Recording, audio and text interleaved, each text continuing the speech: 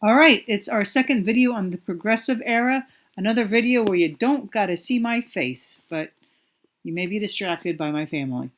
All right, so today we're going to talk about presidential initiative. That's the topic you're going to put on the top of your Cornell notes. And our essential question for today is how did the Gilded Age, which we haven't really talked about the Gilded Age, but it's basically the same era here. But how did Gilded Age presidents use their executive power? So that's the power they have as president. All right? How did the Gilded Age presidents use their executive power? You have something to say, Aurora. I don't know. All right, thanks for sharing. That's my answer. All right, well, that's because you learned nothing in your history class. That's because I hate history. Stop it. Now, this topic I would love to spend hours and hours on. You probably would not appreciate that. So this is just a quick overview of presidential history. I find pretty fascinating. Hopefully you do a bit too. Nah. So, Rutherford B. Hayes. He was president from 1877 to 1881. So what did he do? Well, he became president. What did I put 76? Oh, he was elected president in 76, right? But he didn't actually become president until 77. Before he was president, he was a Union general during the Civil War. You see him up here in that uniform. He was a congressman from Ohio, and he was also governor of Ohio. Now, he opposed racial violence.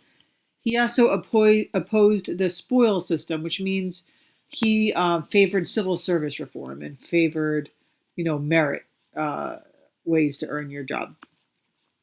He believed that we shouldn't ignore the needs of the American Chinese, right? If you did the assignment on Angel Island and things like that, you learned about that. Also believed that we shouldn't ignore the needs of Native Americans.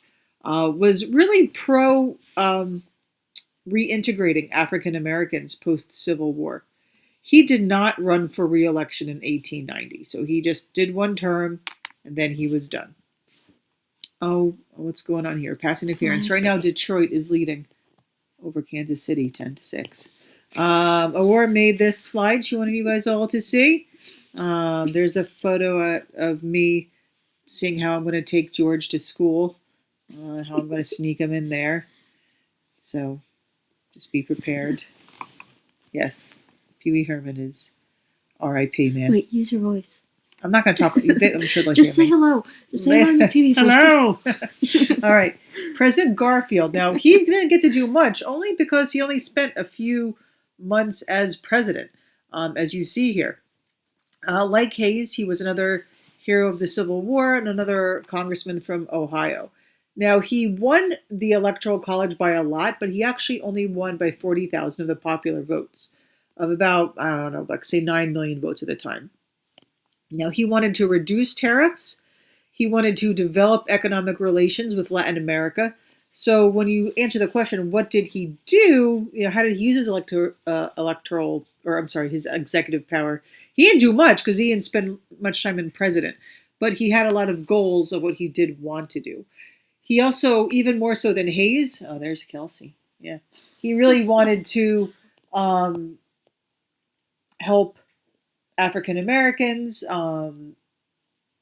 was really big with Reconstruction, and he believed in civil rights. He believed that they should have the right to vote.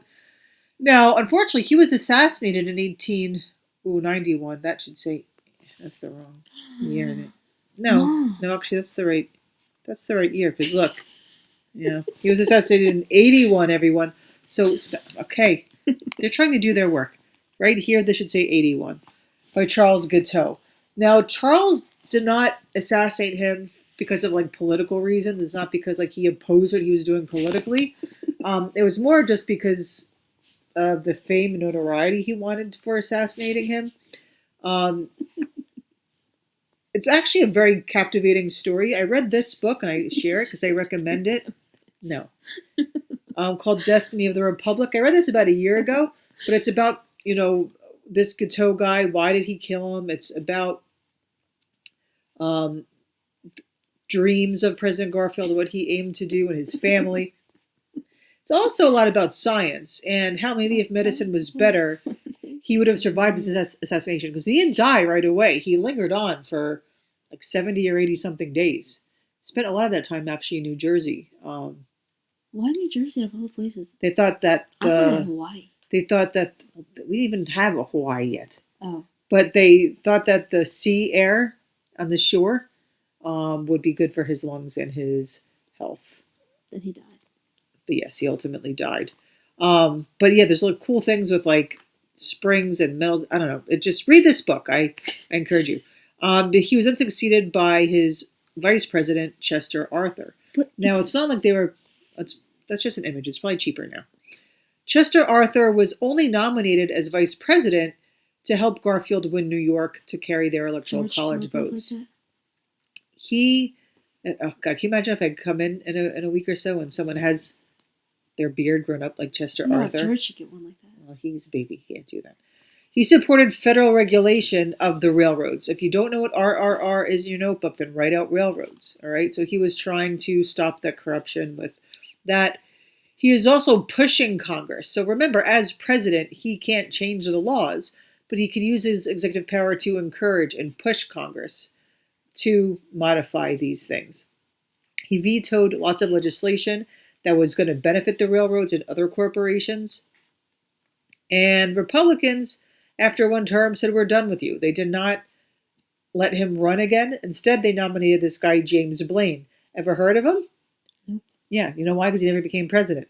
So in 1894, he was beaten by Grover Cleveland. Now, Grover Cleveland... I thought you meant like beat with a stick. No. Grover Cleveland, before President Trump, he was the only president to serve 2 terms, not consecutively, right? So he had one term, then it was someone else, then he was president again. Isn't there a guy who used to hold like his cane, like he would beat people with it? Mr. Durant loved us. You're talking about Charles Sumner, and he wasn't president. I remember Durant telling about it, so he would go around people with his cane. Well, he didn't teach it well enough. If you don't remember, that wasn't a president. I don't know. All right. Well, anyway, this was a nasty election. So if you think politics are just nasty now, that doesn't make it a good thing, but it was a very nasty period of politics him as well. Now, we talk about winning by only 40,000 votes. He beat Blaine by only 29,000 votes. So much different. He was the first Democratic president since James Buchanan. Remember, James Buchanan was president before the Civil War, before Lincoln. He expanded civil service reform. So once again, that 10% civil service reform we talked about earlier now is growing. And now more of the federal government is being is being operated by civil service reforms. He urged Congress to cut tariffs. He opposed a lot of them. Now, he lost re-election even though he had won the popular vote by over 90,000 votes. But remember, it's electoral votes that count. And like we said, he eventually becomes president again. But until he does, the next president was Benjamin Harrison from 1889 to 1893. And he was the first president since 1875 whose party had a majority in both houses, which means he was a Republican president and the Senate had a Republican majority and the House had a Republican majority, which means ideally you should be able to get things passed more efficiently. And in fact, Congress passed a huge amount of bills. So in those 4 years, actually it's only part of it, in those 2 years, Congress passed over 500 bills until the midterms. Before that, the last president was only about 200 bills. Why is this funny? This is not even funny. Harrison did not beat people with sticks, okay? All right. Teddy Roosevelt, we're going to talk about him later. Teddy Roosevelt was appointed. Will you stop it, people? They want to just finish their notes. They're going to be annoyed with us. They appointed Teddy Roosevelt as the Civil Service Commissioner. We'll talk about Roosevelt later. He later becomes president and becomes probably the most famous progressive era president, but wanted to help with that civil reform expansion. He signed the Dependence Act of 1890. So what that did is we already learned about veterans, Civil War veterans getting pensions, but now any disabled veteran, their children could also collect pensions. And what this did is it basically doubled the amount of people who could collect this money, right? Yes, there's a picture of Sumner beating people. Yes, you can look it up, people. She thinks it's hilarious.